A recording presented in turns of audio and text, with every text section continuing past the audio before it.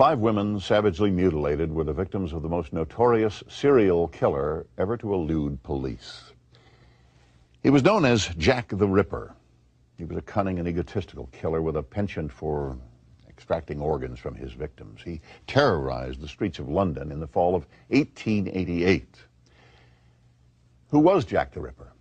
Why hasn't he been identified? Biography takes a look at those questions as we profile the most notorious and intriguing figure in criminal history, the Phantom of Death, Jack the Ripper.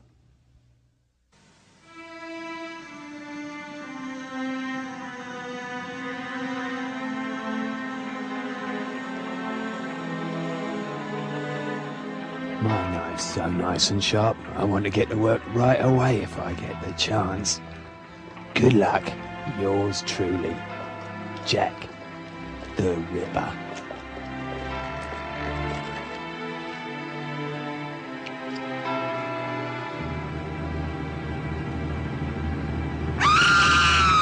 It's a year after Sherlock Holmes first appeared in print. You've got the Victorian gaslit streets of London. You've also got the appeal of the name, Jack the Ripper. The murders became famous. Once the name Jack the Ripper had been invented, they became a total sensation. It was not enough only that the woman should be killed, but also should be mutilated. Be sure about that. Every part of the body should be hacked together. They were the first sexual serial murders to occur in a major town, a leading capital city, and they were the first to achieve international publicity. The history of American crime.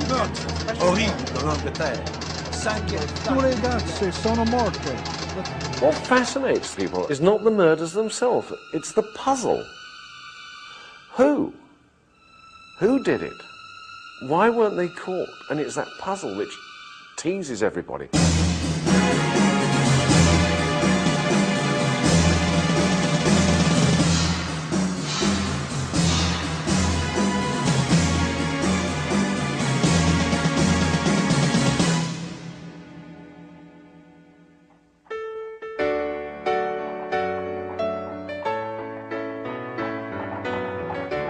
London, England, the West End, city of commerce, culture, and high fashion. A society of wealthy gentlemen in top hats and cutaways. Their wives, gentle ladies. Their children, tended by nannies. Queen Victoria reigns supreme. In contrast, the East End, where 900,000 impoverished people lived in cramped, filthy slums, and entire families were homeless. Whitechapel, the most destitute area of all, is where the murders took place. This outcast community was ignored and reviled by Victorian London. The East End, having become a dirty, rundown industrial district, now, in a time of economic depression at the end of the 1880s, was an area of overcrowding, misery and unemployment, and an area where at any time almost any woman might have to prostitute herself as the only way to feed her children. I've talked to person after person from the East End today who said, yes, they always reckoned Grandma had to go out on the streets when time was bad, and nobody thought any of the worse of her for it. The life of these women, one tends to sometimes forget, is just how brutal and how harsh it was. You could buy one of these women for 3 pennies, or 2 pennies, or a loaf of stale bread. The price of 3 pennies was fixed because that was what the women would pay for a large glass of gin.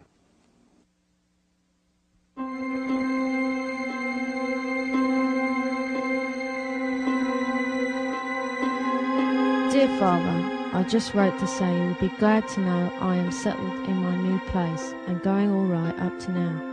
They are very nice people and I have not much to do. I hope you're all right and the boy has work. So goodbye now for the present. Yours truly, Polly. Answer soon please and let me know how you are. Polly Nichols was murdered on the 31st of August 1888, and on that particular day she'd had 3 customers. But she'd spent the money on gin.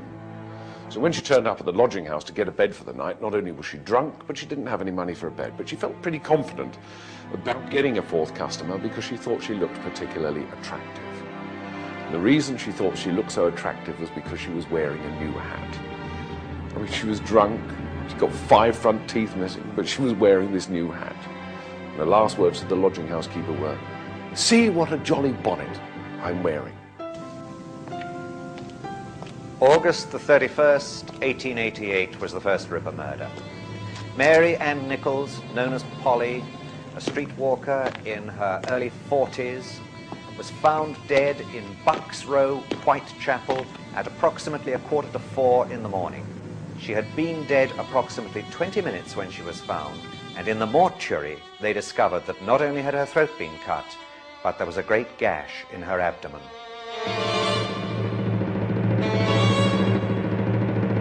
Now, these murders became very famous for a most peculiar reason.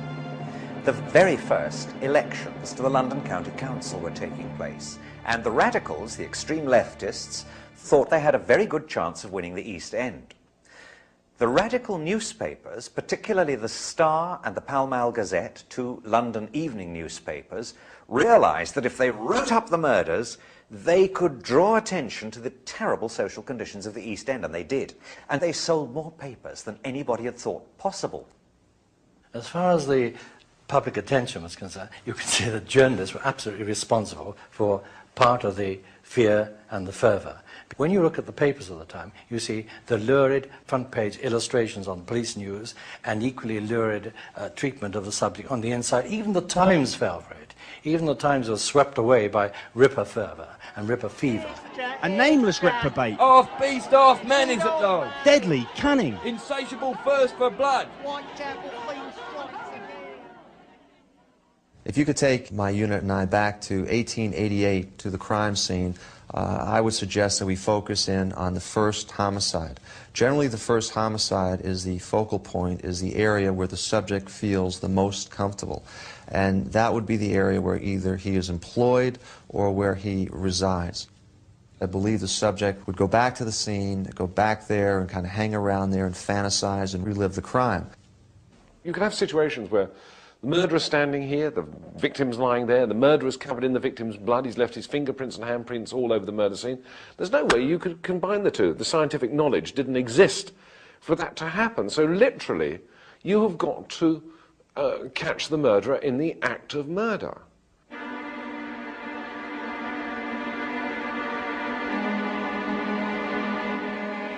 On the 8th of September 1888, at 10 to 6 in the morning, the second victim was found.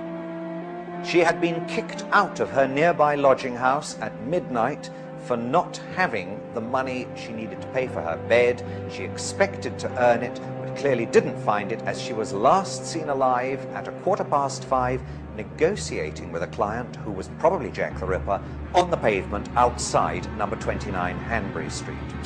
Her throat had been cut. She had been savagely mutilated, disemboweled, and her uterus taken away. If ever the Ripper was going to be caught, it was then. Because they're out in the backyard and a man in the next door house comes down to the yard, obviously to relieve himself, because this is what the yards were used for.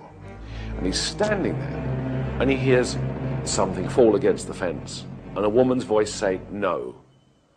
Now the fence is only 5 foot high. All he's got to do is look over the fence and he would have seen Chapman with her killer, with the Ripper. In these extraordinarily difficult cases where a roaming sexual killer attacks people he doesn't know, so you can't follow up people's associates. If he attacks prostitutes, he's attacking women who automatically go off to dark corners with half a dozen strange men every day. How on earth are you going to find which one is doing the killing? I think by Victorian standards, the investigation into the series of Whitechapel murders was conducted as well as possibly they could manage in those days. They put extra manpower on the streets. They had intensive door-to-door inquiries. All leads were followed up, even ridiculous leads. Prostitutes described a local man who had been threatening them. Well, he's short and he's stocky, and he's got the blackest hair and a black moustache and the thickest neck you ever saw. He's got a cap and like a leather apron, and he waves his knife about and he shouts, "I'll rip you up!" When the Ripper murders began, the Metropolitan Police, they rapidly announced that although they couldn't name him, they didn't even know his name, their principal suspect was a local poor Polish Jewish immigrant, nicknamed Leather Apron. Scotland Yard quickly arrested John Pizer as Leather Apron in order to stop the press from printing inflammatory articles about an immigrant man threatening London women. There was no evidence implicating Pizer in the murders, and he was quickly released. But the incident fed ethnic tensions in the East End. The Irish were resented by the native English. The Irish themselves resented the new influx of Jewish immigrants who settled particularly in the parish of Whitechapel, because that was where the ancient two synagogues of London had always been, and they were racing in, fleeing the pogroms of Russia and Bismarck's clearances of Jews in Silesia. Onto that Jewish community is projected the idea that it's a Jew that is the Ripper, the murderer, because no Englishman, no East Ender, would actually have committed such a crime. So the Jews are already becoming, the immigrant Jew is becoming the scapegoat and the suspect for the Ripper murders. The police next turned their sights on doctors who performed amputations and surgery. Perhaps the killer, who extracted organs from his victims, was a doctor. It is apparently an amputation knife, a late 19th century amputation knife. And certainly it's the sort of weapon which could have done the murders. A number of medical students whose brains had been unhinged were being sought after. And in fact, there was a time when to be a doctor and to carry a bag around made you an enormously suspicious person. The idea that the Ripper was a doctor came from one and one only of the medics who examined the bodies. Dr. Baxter Phillips, after examining Annie Chapman's body, said this was the work of an expert. The abdomen had been entirely laid open. The intestines, severed from their mesenteric attachments, had been lifted out of the body and placed on the shoulder of the corpse, whilst the pelvis, the uterus, and its appendages had been entirely removed. Obviously the work of an expert, of one at least who had such knowledge of anatomical examinations as to be enabled to secure the pelvic organs with one sweep of the knife. The people at the top had the medical evidence surveyed by Dr. Bond of Westminster, a police surgeon they trusted implicitly, and Bond's full report on all the medical evidence in the case said no skill at all, not even the skill of a butcher.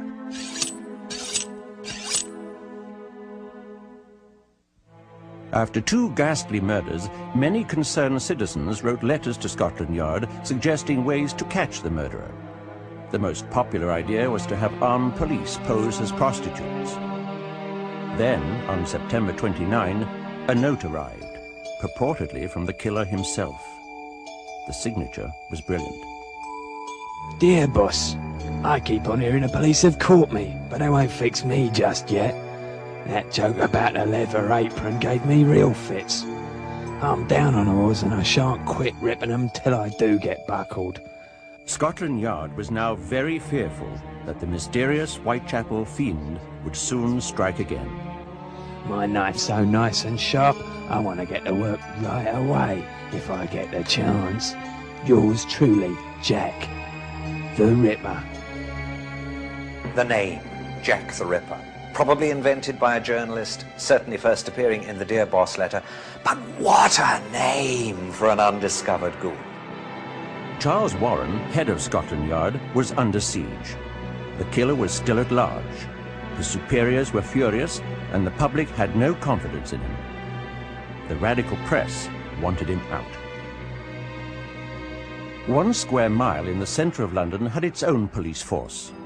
The City of London Police and its Commissioner, Major Henry Smith, were about to be drawn into the hunt for Jack the Ripper.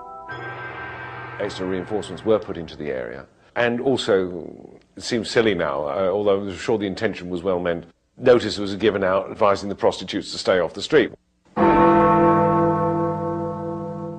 24 hours later, the worst fears of the police were realized.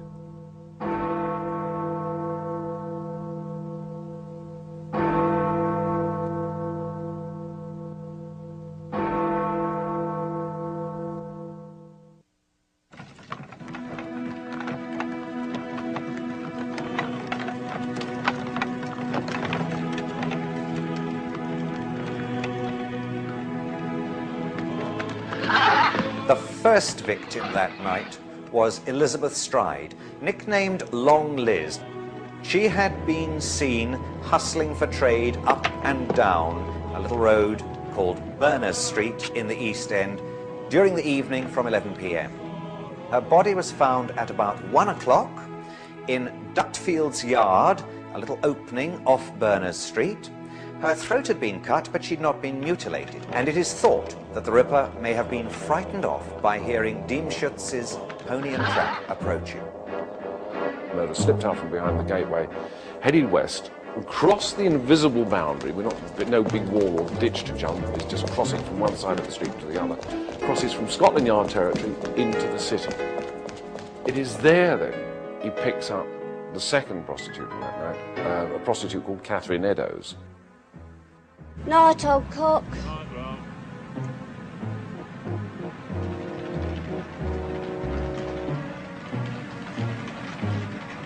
The second murder on the night of the double murders was that of Catherine Eddowes. Her body was found at about 1:45 in Mitre Square in the City of London. She had been appallingly mutilated, her throat cut, V's cut in her cheeks pointing up to the eyes, her eyelids nicked through, the tip of her nose cut off, and the usual ripping and abdominal mutilation, with her uterus and one kidney taken away by the murder. Now, nobody has seen or heard a thing. Not the policeman on the beat, the policeman and his family, in the house opposite, the night porter with the door partly open. They didn't actually have to see the square or be present on it, because Mitre Square had an echo on it. He's now killed once on Scotland Yard territory, Metropolitan Police territory. He has now killed once on City of London Police territory. So you've got search parties coming from both directions looking for him. And he's in between. I mean, he's very confident, he's very arrogant. Commissioner Smith of the London Police immediately assigned men to the case. He was not about to be criticised as incompetent and hopeless as press cartoons portrayed his counterpart, Sir Charles Warren. At the same time, 4,500 East End women who were concerned about brothels and raucous taverns in Whitechapel signed an impassioned letter to the Queen. Madam, we the women of East London feel horror at the dreadful sins that have been lately committed in our midst, and grief because of the shame that has fallen on our neighbourhood. We have learnt much of the lives of those of our sisters who have lost a firm hold on goodness and who are living sad and degraded lives. We would also beg that your Majesty will call on your servants in authority and bid them put the law which already exists in motion to close bad houses within whose walls such wickedness is done, and men and women ruined in body and soul. We are, Madam, your loyal and humble servants. There was a feeling that what happened to these women deserved to happen to them. The average Victorian regarded a prostitute as a gay woman. Now, they use the word gay not in the sense that we use it today as meaning homosexual. They use the word gay as meaning nymphomania. Prostitutes were all nymphomaniacs. That was why they were prostitutes. Therefore, they were on the streets for their pleasure. The fact that they were there out of sheer economic desperation and necessity is rarely considered. Therefore, they're on the streets for their pleasure. The wages of sin is death. Therefore, what happened to them deserved to happen. So why waste too much time over these women? It's another piece of street cleaning. After the murder of Catherine Eddowes, women in the West End feared for their lives. The Ripper was both bloodthirsty and unpredictable. This was someone who was killing individuals, but was clearly sending a message to society generally, so that everyone begins to perceive him as talking to them directly. And that's, again, that's the change that happens. is when the killer suddenly realizes, I'm only killing one person at a time, but in a way I am assaulting society. 15,000 constables man the streets. 1,500 undercover detectives prowl the docks in Covent Garden, including a director of the Bank of England, who disguised himself as a common labourer. Out of necessity, the sneaker was invented. In common with hundreds of others, I was drafted there and we patrolled the streets, usually in pairs, without tangible result. We did, however, rather anticipate a great commercial invention. To our clumsy regulation boots, we nailed strips of rubber, and so ensured some measure of silence when walking. Unfortunately, the inquiry was under two separate directions. The city police, with their involvement with Catherine Eddowes' murder, the one canonical murder that took place in the city, held a separate investigation, and although the two forces were supposed to liaise, and did liaise quite well at ground level, the chiefs didn't get on, and the chiefs did not properly exchange information. Soon, citizens took matters into their own hands. We know that the vigilante groups arrested people on the streets. We get accounts of people being taken to stations and obviously embarrassed police officers having to arrest sort of quite respectable gentlemen out on the street. Possibly, too, they released the Ripper on occasion.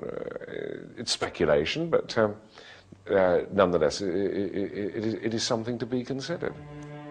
George Lusk, head of the Whitechapel Vigilante Committee, received a letter posted from hell, probably from the real killer.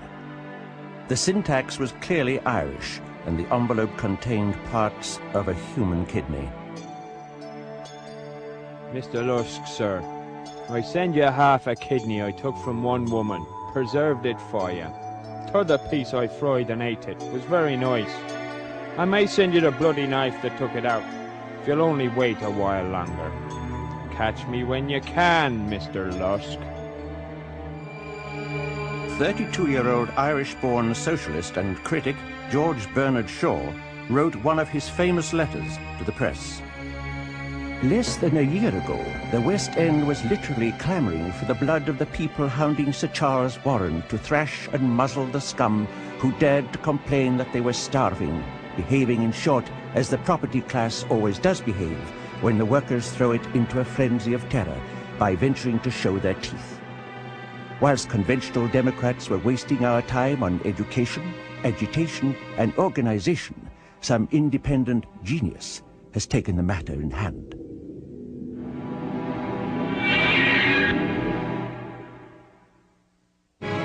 A murdering fiend called Jack the Ripper had killed 4 women. How many more would die before he was through? It escalates. It constantly escalates. And we see this more clearly probably in the Ripper case than in anything else. The constant escalation of mutilation. You've got the murderer. He's now working to some timetable of his own. It goes like this. 31st of August, he kills Polly Nichols. 8th of September, he kills Annie Chapman. 30th of September is a double event. He kills Stride and Eddowes. 8th of October, nothing happens. 30th of October, nothing happens. The night of the 8th, 9th of November, he meets his 5th and final victim. And this is this young prostitute called Mary Kelly.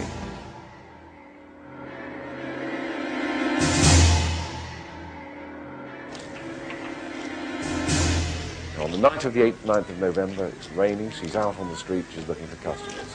She picks one up around about midnight, takes him back to her room, and one of the other prostitutes sees her drawing the curtains of her room, and as she did so, Kelly is singing a music hall song. It was only a violet I plucked from my mother's grave.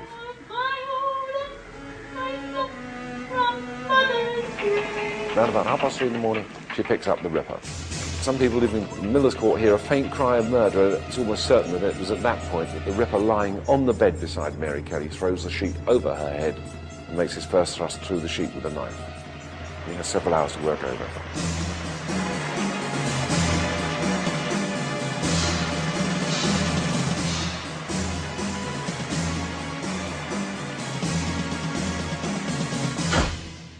She had been absolutely savagely mutilated, almost cut to pieces, her abdomen entirely emptied and the contents left scattered around on the bed beside her. Pieces of flesh had been left on a table beside the bed. Her heart had been extracted from her thorax And it is possible, from the way the doctor described this, that that was taken away. There is the photograph of the murder. She's lying on the bed facing the window. You can just see the puff sleeves of her chemise. This is what confronts the police when they get there to begin the investigation. News of Mary Kelly's savage death stunned the world. Eine furchtbare Morde in London, in Whitechapel. Das ganze Stadt. Nothing in the history of American crime can, with special horror, be said to outmatch East End prison. The horrendous murder of Mary Kelly alarmed Buckingham Palace and greatly distressed Queen Victoria. She promptly telegrammed her Prime Minister with an urgent message. This new, most ghastly murder shows the absolute necessity for some very decided action. All the courts must be lit and our detectives improved. Sir Charles Warren, the beleaguered head of Scotland Yard, was already on his way out. The fifth Ripper murder sealed his fate, and he resigned. That must have been another great high for him. I did all this. I caused this sensation. It's my doing. And again, it feeds the vanity and the arrogance. 12th of November, 1888. My name is Joseph Barnett. I reside at Mary Kelly's lover, Joseph Barnett, was summoned by the coroner to identify what was left of her decimated body. I have lived with the deceased 1 year and 8 months. Her name was Marie Jeanette Kelly. I have seen the body. I identify her by the ear and the eyes.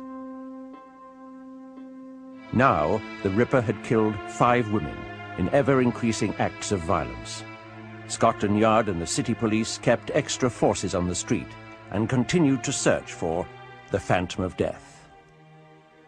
The police at the time were hampered. They were hampered by the fact that they had no experience of sexual serial murders. They had no files to look at. They had no reliable consultants who could come along and say, it'll be a man like this, look for this sort of man. They therefore were looking for the traditional madman, someone who was, say, foaming at the mouth or had a vacant stare. If I was conducting an interrogation of this individual back then, I probably would focus in on the fact, if it was Jack, say, Jack, I know you got blood on you, Jack.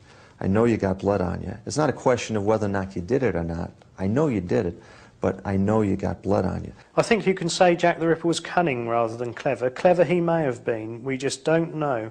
But certainly he had luck on his side and must have had a degree of animal cunning to escape the police net. 5 women had been brutally killed, and still nobody could name the man who had committed the crimes.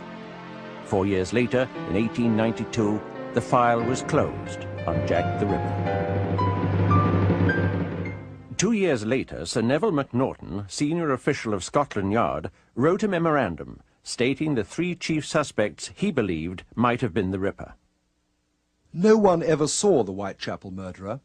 Many homicidal maniacs were suspected, but no shadow of proof could be thrown on any case. I may mention the case of 3 men. Mr. M. Druitt, said to be of good family, who disappeared at the time of the Miller's Court murder, whose body was found in the Thames about 7 weeks after that murder. He was sexually insane, and from private information, I have little doubt that his own family believed him to be the murderer. Michael Ostrog, a Russian doctor and a convict, who was subsequently detained in a lunatic asylum as a homicidal maniac. Kosminski, a Polish Jew and resident of Whitechapel. He had a great hatred of women, especially of the prostitute class. He was removed to a lunatic asylum in March of 1889. Macnaghten's memorandum was published in 1915, and ever since, criminologists have debated its merits. Chief Anderson of the Metropolitan Police wrote that the Ripper had been positively identified. He was a local Jewish man, picked up after the final murder and put into an insane asylum.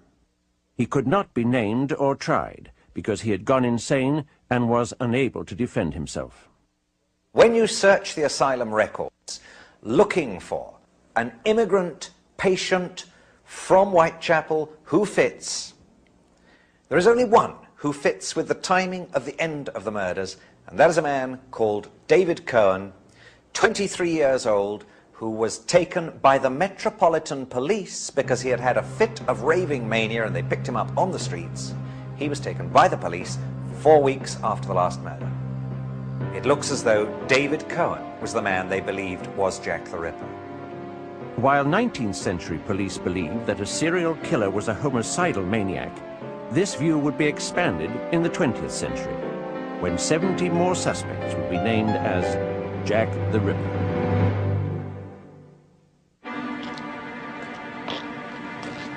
The name Jack the Ripper has come to symbolize terror the world over. Stories about this phantom of death are so compelling that even the great master of the macabre, Alfred Hitchcock, based his very first film on the well-known tale of a lodger, mistakenly thought to be the Ripper. In his film, Jack is called the Avenger. Head officer from Scotland Yard. What's your name? George Bunting. In 1932, director Maurice Elvey produced his version of the same plot, The Phantom Fiend. You stay here. Show us the room. Come along. Movies entertain us with Jack the Ripper mythology, but theories abound.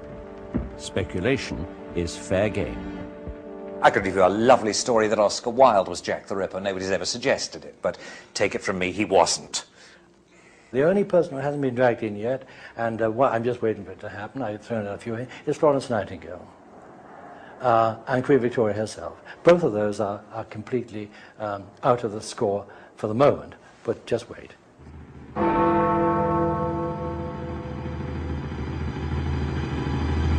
Cream has been put forward as a suspect for Jack the Ripper, although he was in prison in Illinois in the USA at the time of the Ripper murders, which I think writes him off conclusively.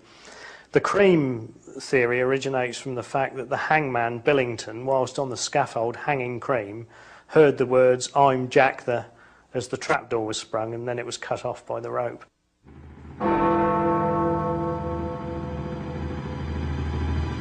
Sir Arthur Conan Doyle, creator of Sherlock Holmes, speculated on a Jill the Ripper. If a man was in disguise as a midwife, he could move about the streets with blood-stained clothes, undetected.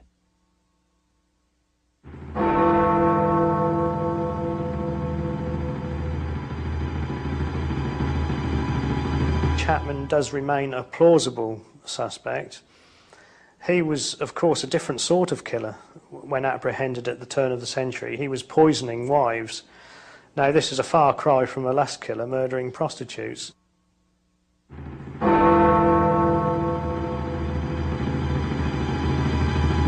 If you are fascinated with the mystery of Jack the Ripper, you are a Ripperologist. Using modern FBI profile techniques is one tool this historian used to focus on self-proclaimed Dr. Rosalind Donston as a very plausible Ripper. It started with his wielding a sword when he was 18 years old as a surgeon and soldier in Giuseppe Garibaldi's Italian campaign in 1855. And bit by bit, over a long period, as I managed to find out about his service with Garibaldi, I managed to find out his medical experience, I managed to find out his association with prostitutes, I managed to find that 5 people independently at a later date were pointing to him as the Ripper, or potentially the Ripper.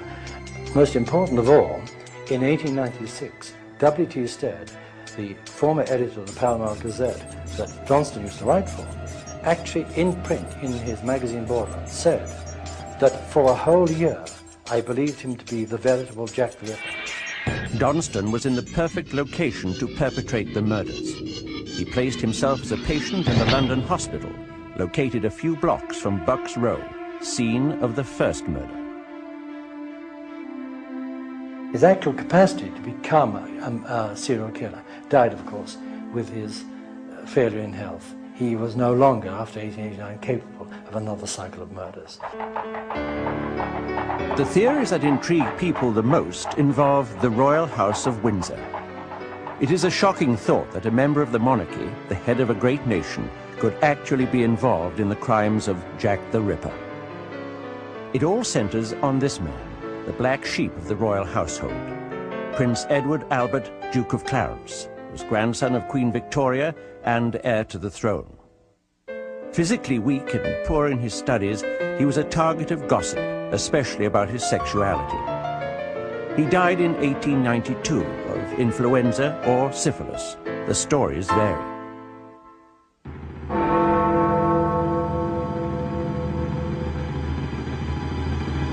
The royal theories began in earnest when Sir Thomas Stowell published an article in 1970 stating that Sir William Gull, physician to the Queen, committed the murders with the Prince, who was in the delusionary stage of syphilis and was somehow compelled to slaughter prostitutes.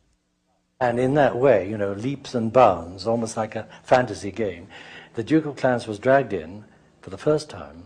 That immediately attracted worldwide attention, because anything to do with the royal family sells newspapers. Then, in 1973, a bizarre new twist. The Prince had fathered a daughter with an East End Catholic woman. Gull and Freemasons covered up for the Prince. And the whole thing was a Masonic conspiracy to save the crown, because the Duke of Clarence had done something he shouldn't have done. He had married a Roman Catholic lady and had a child by her, and that was death for the royal family. So, in fact, all the people who knew about it had to be eliminated. There were 5 prostitutes. According to that theory, Gull and the Prince rode through Whitechapel in a coach and sought out Mary Kelly and the 4 other prostitutes.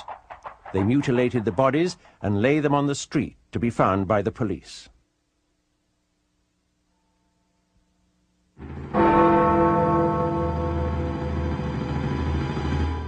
The most recent theory involves a brilliant but strange young man, J.K. Stephen. He was hired as a tutor for Prince Eddie. The royal family had no idea about that J.K. Stephen was a homosexual and had personal problems. And they developed a very strong relationship between them. Very strong. When the prince became engaged to marry, an infuriated Stephen went on a murderous rampage of prostitutes, with Prince Eddie as his lookout. J.K. Stephen, who I think was Jack the Ripper, was a loner to some extent. But he was more than a lust murder. He really wanted to kill the woman piece by piece. If any of these theories are true, there was a cover-up of majestic proportions. That the heir to the English throne was either an accomplice to the Ripper murders or Jack the Ripper himself is the stuff of bestsellers and television movies.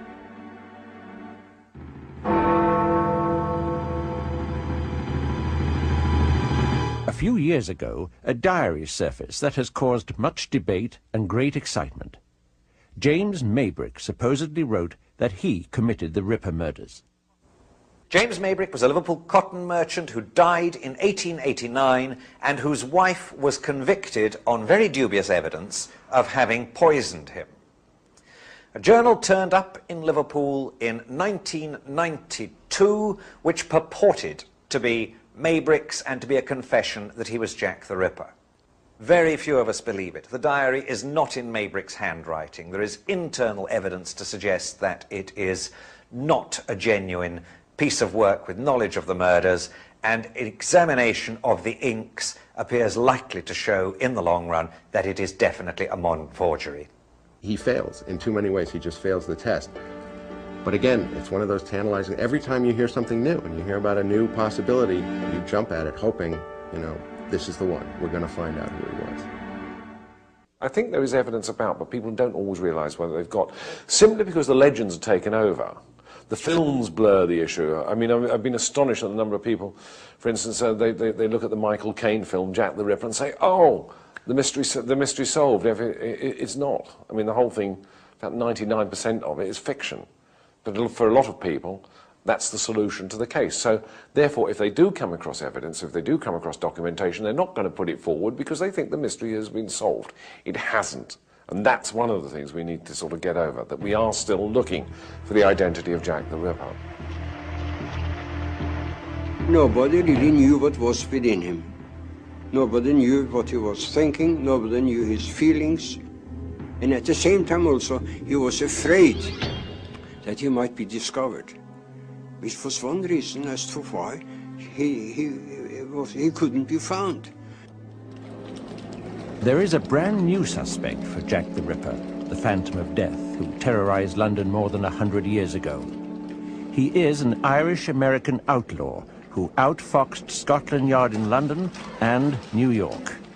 This American was at large in London at the time of the murders. The police were seeking him at the height of the murders. He was arrested after the Miller's Court murder, at which time, of course, the murders ceased. He escaped from England in early December 1888 and got back to America and was never arrested by Scotland Yard, despite the fact that they sent a team of detectives to America to try and catch him. A letter with an undisputed provenance is the source of this new information. The letter in question was written in 1913 by Chief Inspector John Littlechild of Scotland Yard to fellow criminologist George Sims. To Littlechild's mind, he thought that this man could well be Jack the Ripper, and he's American, he's genuine, and we've got documentary evidence of his flight to America. Self-proclaimed Dr. Francis Tumblety is more than likely the subject described by Littlechild. Dr. Francis Tumblety, who was arrested in London 6 weeks ago on suspicion of being the Whitechapel murderer, arrived here by the steamship Britannia on Sunday under an assumed name, Dr. Frank Townsend. Detectives were waiting for him on the dock, and they tailed him to an East 10th Street lodging house. It is not known exactly when the doctor eluded his watchers. His landlady found his room empty. A half-open valise on the chair and a big pair of English cavalry boots were all that remained to tell the story of Dr. Tumblety's flight.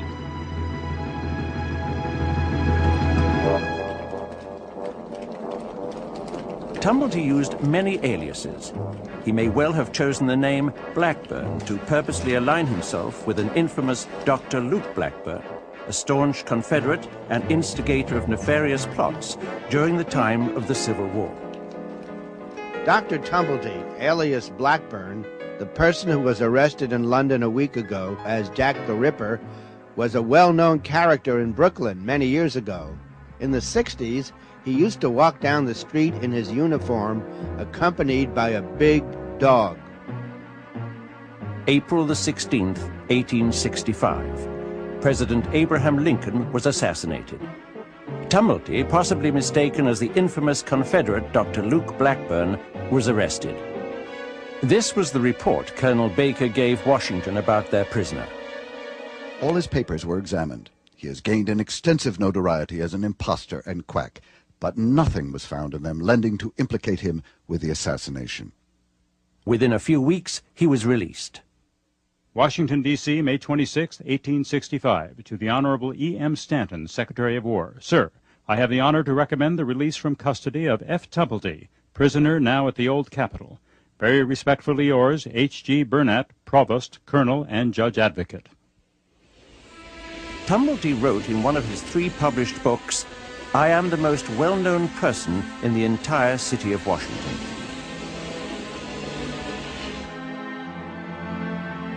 Who exactly was the man who kept an entire city in mortal fear, and the rest of the world on pins and needles waiting for his capture, waiting for a name to be put to him?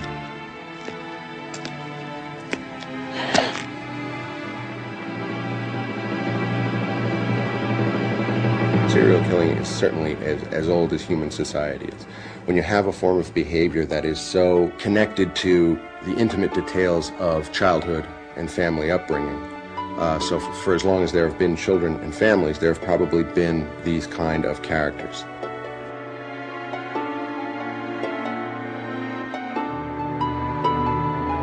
Jack the Ripper, the Phantom of Death. We don't really know who he was. We may never know, but we will speculate and wonder for another 100 years.